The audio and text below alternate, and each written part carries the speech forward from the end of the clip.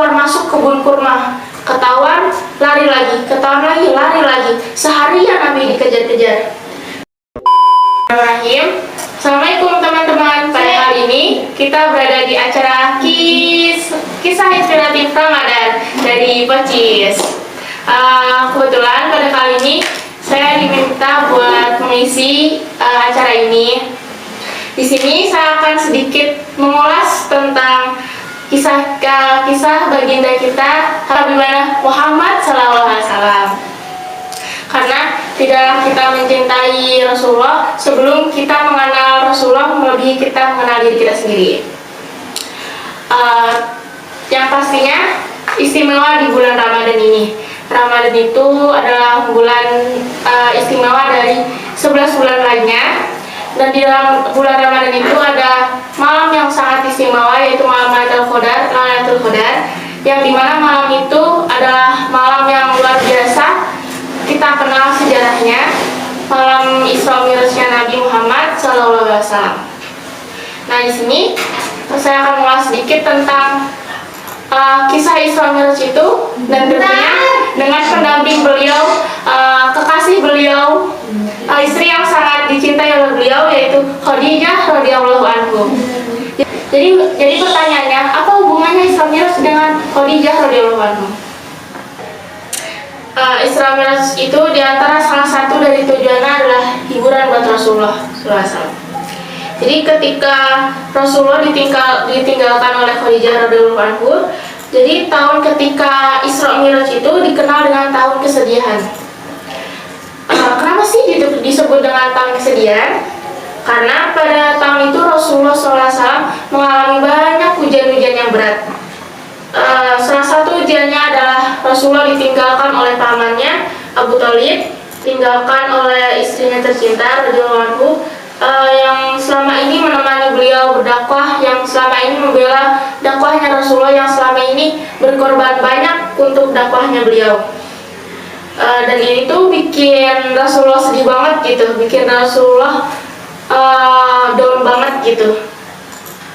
Dan kenapa sih yang bikin Rasulullah itu mengalami tahun kesedihan itu?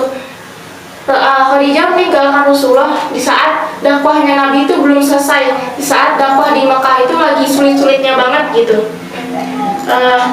Lalu Allah mengambilnya, membawa pulang Khadijah radhiyallahu anhu, sehingga Nabi itu kayak merasa sedih banget gitu, yang merasa nyesek banget gitu kalau zaman sekarang mah.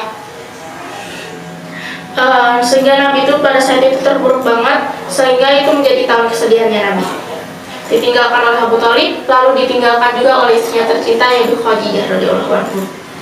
Jadi pas Rasulullah di Mekah itu, Rasulullah merasa dirinya itu kayak anak yatim banget gitu. Rasulullah merasa beliau udah gak punya siapapun untuk ngeluh. Yang kalau ibarat zaman sekarang, Rasulullah tuh kayak dibully sama netizen gitu. Netizen kaum Quraisy, Rasulullah dihujat habis-habisan.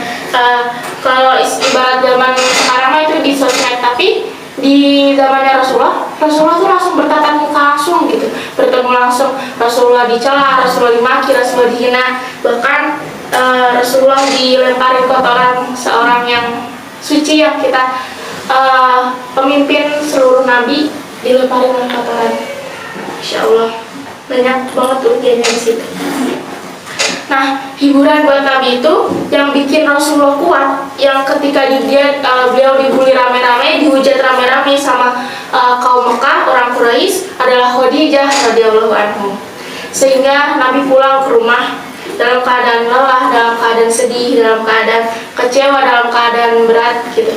Rasulullah pulang, Nabi bilang sama Khadijah, zambiluni, selimuti aku Khadijah, selimuti aku. Lalu Rasulullah diselimuti oleh Khadijah. Lalu Nabi itu curhat sama Khadijah. Khadijah, kenapa mereka mendustakan dakwahku? Apakah aku terlalu keras kepada mereka? Lalu kata Khadijah, tidak wahai Rasulullah. Apakah aku tidak menyampaikan dengan jelas? Tidak ya Rasulullah, engkau menyampaikannya dengan jelas. Wahai Khadijah, bagaimana agama ini akan Allah menangkan, sedangkan mereka menolak agama ini?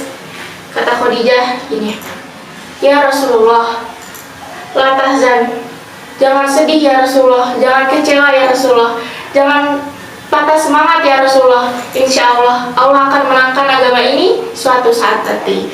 Jadi yang tadinya Rasulullah sedih, yang tadinya Rasulullah kecewa, jadi semangat banget gitu, kayak punya semangat baru buat dakwahnya. Ini berarti menandakan Khadijah itu orang yang penting banget buat Rasulullah, orang yang paling berefort, paling mempunyai tempat di sisi Rasulullah. Khadijah adalah orang yang pertama menerima dakwah Rasulullah di saat semua orang di Mekah menolak dakwah Rasulullah. Khadijah adalah orang yang pertama berdiri sholat di belakang Rasulullah ketika seluruh manusia ini gak mau sholat di belakang Rasulullah.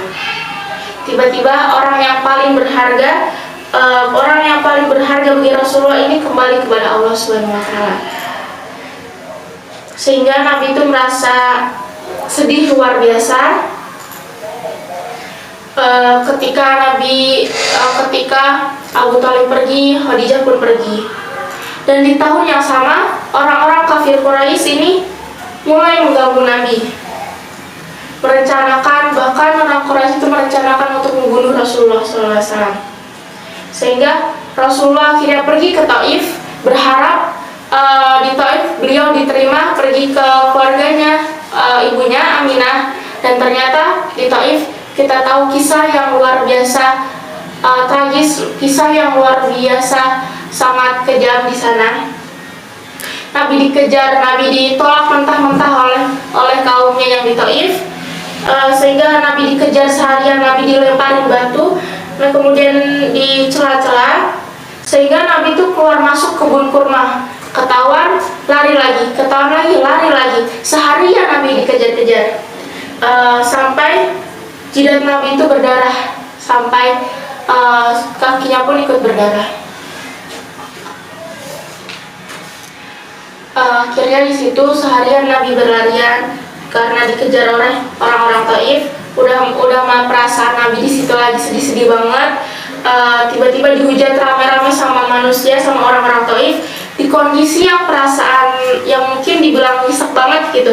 Rasulullah terpuruk banget, udah mah ditinggal orang yang tercinta. Sekarang di Taif beliau diusir, dipukulin oleh orang-orang, diteriakin kayak maling. Sampai akhirnya Rasulullah bingung, beliau bingung harus kemana. Rasulullah benar-benar ngerasa kayak yang sebenar-benarnya anak yatim gitu. Lalu sampai turunlah ayat alam yajidka yatima fawa, bukankah aku menemukanmu dalam keadaan yatim.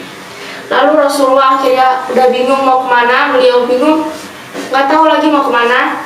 Akhirnya Rasulullah diam-diam ke Mekah, lalu istirahat dan sholat di depan Ka'bah. Lalu disitulah datanglah Jibril alaihissalam.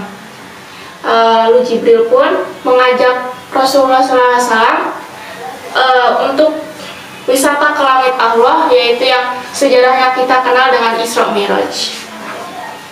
Disitulah Isra Mi'raj itu menjadi obat, menjadi hadiah buat Rasulullah atas ujiannya di tahun kesedihan beliau.